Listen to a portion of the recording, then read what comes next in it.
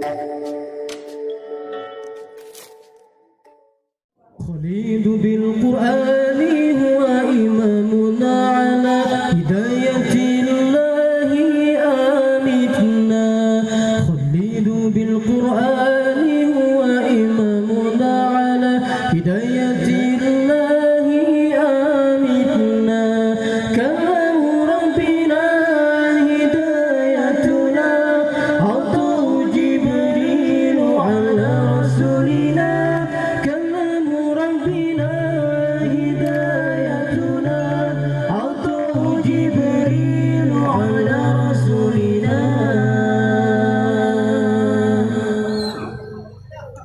Kekalkan Al-Quran sebagai imam kita, semoga kembali di dalam petunjuknya. Kekalkan Al-Quran sebagai imam kita, semoga kembali di dalam petunjuknya. Kalamullah hidayah bagi kita, diberikan Jibril kepada Rasul kita. Kalamullah hidayah bagi kita, diberikan Jibril kepada Rasul kita.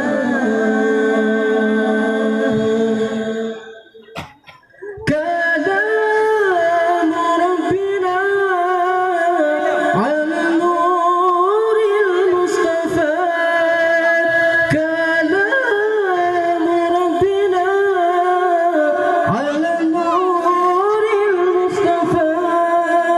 Kalam Rabbina ala nuril Mustafa.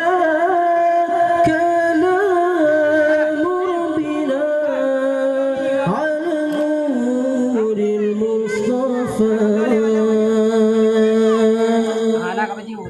خليد بالقرآن هو إمامنا على هداية الله آمتنا.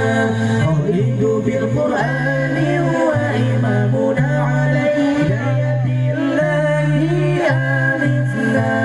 كلام ربنا هدايتنا عطاه جبريل على رسولنا. كلام ربنا هدايتنا عطاه جبريل على رسولنا. Kekalkan Al-Quran sebagai imam kita, semoga kembali di dalam petunjuknya.